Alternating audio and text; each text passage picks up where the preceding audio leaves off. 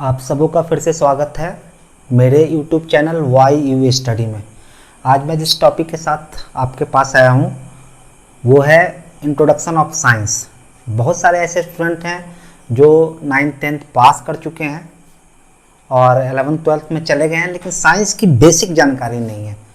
तो ये उन सबों के लिए जो एकेडमिक क्वालिफिकेशन प्राप्त कर रहे हैं और इसके अलावा उनके लिए भी इम्पॉर्टेंट है जो कॉम्पिटिटिव एग्ज़ाम की तैयारी कर रहे हैं, क्योंकि इससे रिलेटेड 2 से 4 क्वेश्चन हर एक साल पूछा जाता है। तो आप लोग मेरे साथ पढ़ें और मुझे पूरा विश्वास है इसके बाद, इस टॉपिक को पढ़ने के बाद आप इससे संबंधित कोई भी क्वेश्चंस का जवाब बहुत आसानी से दे पाएंगे। तो आइए हम लोग आते हैं अपने टॉपिक पर। आज का टॉपिक है इंट्रोडक्शन ऑफ साइंस, यानी साइंस किसे कहते हैं, साइंस का बेसिक चीज़ क्या है। कहीं अगर कोई पूछ रहा हो साइंस किसे कहते हैं और साइंस से संबंधित कोई बातें बताएं तो आपको जानकारी होनी चाहिए। इसकी हिंदी विज्ञान होती है और विज्ञान को अगर संधि विच्छेद करें तो वी जोड़ ज्ञान होता है। वी जोड़ ज्ञान यानी विशेष ज्ञान, विशेष ज्ञान को ही हम विज्ञान कहते हैं। तो विज्ञान का परिचय और भी आगे देखते हैं कि ये साइंस वर्ड आया कहाँ से है। तो science is the word which comes from Latin word scientia. ये याद रखना है कि साइंस जो है लैटिन वर्ड साइंटिया से लिया गया है, जिसकी मीनिंग होती है नॉलेज, ज्ञान। कैसा knowledge? Knowledge of anything, knowing the truth और fact. Knowledge of anything but on the basis of fact. Science और नॉलेज में बेसिक अंतर क्या है वो एक एग्जांपल से मैं आपको समझाता हूं। जैसे बल्ब का आविष्कार, बल्ब का आविष्कार साइंस है। आजकल मोबाइल सबों के पास है, मोबाइल का आविष्कार एक साइंस है, लेकिन मोबाइल का यूज करना, उसको फील करना, ये एक नॉलेज है। यानी सर्चिंग ऑफ रियलिटी, सत्य की खोज ही साइंस है और सत्य को अनुभव करना एक ज्ञान है। ये बेसिक चीज है, इसको जाने। डिफिनेशन, जैसे साइंस की किसी ने डिफिनेशन पूछी कि साइंस का डिफिनेशन क्या होगा, तो आप क्या बताओगे? तो आपको बताना होगा जो भी आसपास हमारे नेचुरल वर्ल्ड है उसको स्पेसिफिक और सिस्टमेटिक रूप से ज्ञान प्राप्त करना ही साइंस है।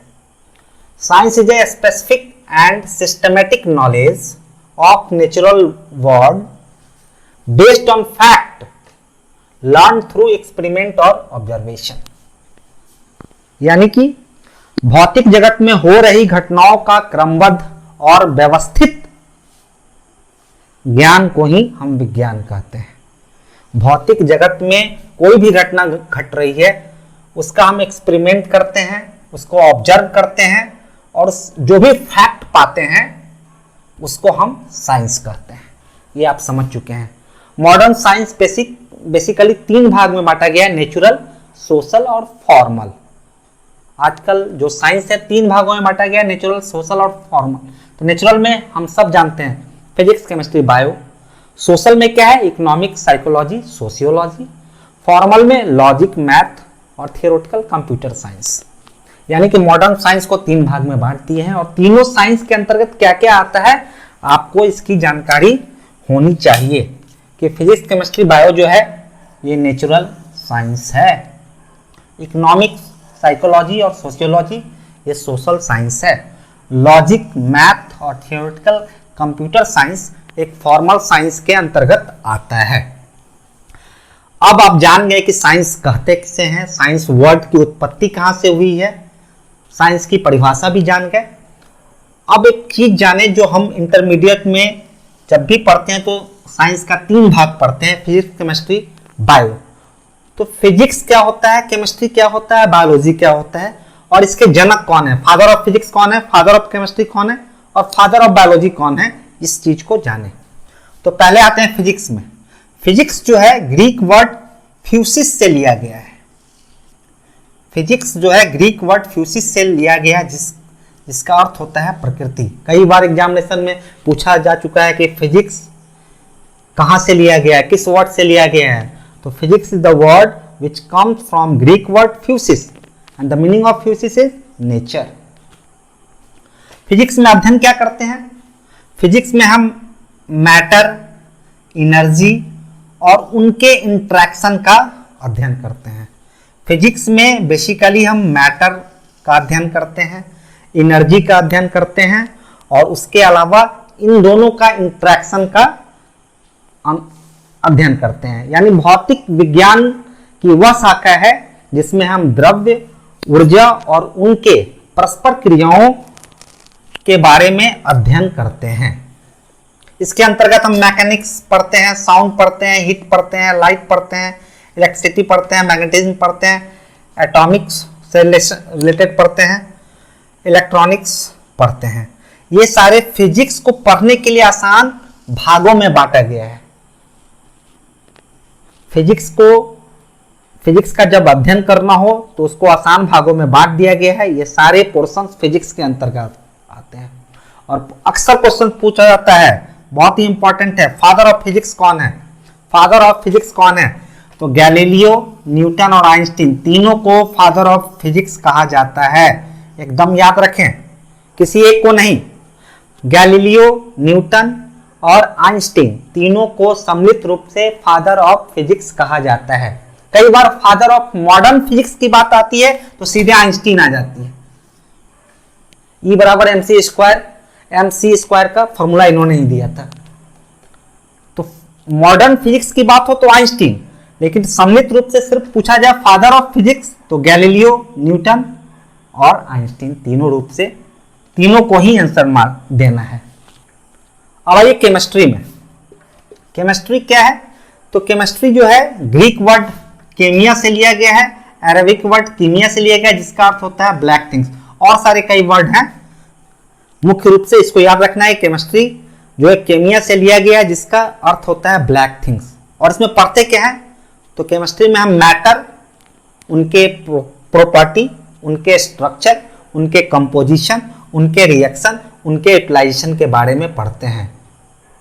कोई भी मैटर हो, सबका गुण पढ़ना है, सब कैसे बना होता है, उसका कंपोजिशन क्या है और रिएक्शन किस तरह का होता है, ये सारी चीजें हम केमिस्ट्री में पढ़ते हैं।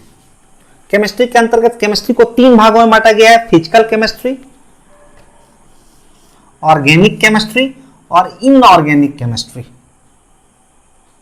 फिजिकल केमिस्ट्री में प्रिंसिपल्स ऑफ केमिकल रिएक्शन, जितना भी केमिकल रिएक्शंस होते हैं सब हम फिजिकल केमिस्ट्री में पढ़ते हैं।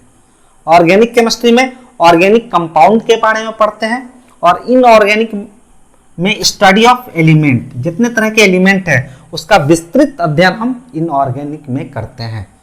तो इसको याद रखना है। और फादर ऑफ केमिस्ट्री एंटोनी लैवोजियर है, इसकी स्पेलिंग याद रखिए। Father of physics Galileo, Newton, Einstein है। फादर ऑफ केमिस्ट्री एंटोनी लैवोजियर है। अब नेक्स्ट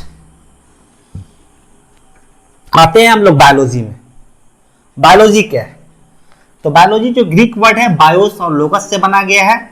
बायोस का अर्थ लाइफ होता है, लोगस का अर्थ स्टडी होता है, यानी कि study of life is called biology. Biology में हम लाइफ के बारे में पढ़ते हैं। इसको 2 भागों में बांटा गया, जूलॉजी और बॉटनी। जूलॉजी में एनिमल साइंस के बारे में पढ़ते हैं और बॉटनी में प्लांट साइंस के बारे में पढ़ते हैं।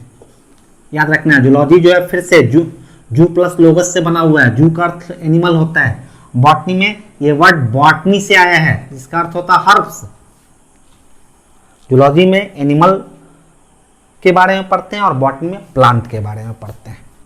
अब इसमें फादर 3 क्वेश्चन से आता है। फादर ऑफ बायोलॉजी कौन है, फादर ऑफ जूलॉजी कौन है, फादर ऑफ बॉटनी कौन है?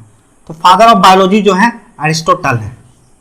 फादर ऑफ जूलॉजी भी एरिस्टोटल है। फादर ऑफ बॉटनी थियोफ्रास्टस है। याद रखिएगा, एक ऐसा नाम है जो इंग्लिश में एरिस्टोटल बोला जाता है और हिंदी में अरस्तु बोला जाता है। इस इंग्लिश नाम का हिंदी में अरस्तु बोला जाता है। यानी कि फादर ऑफ बायोलॉजी भी है अरस्तु, फादर ऑफ जूलॉजी भी है अरस्तु, बट फादर ऑफ बॉटनी की बात हो तो थियोफ्रास्टस है। इस तरह से आप साइंस के बारे में बेसिक जानकारी प्राप्त कर लिए। साइंस से संबंधित अगर 2 से 4 क्वेश्चंस पूछा जाता है तो इसी से इसके अंतर्गत आता है।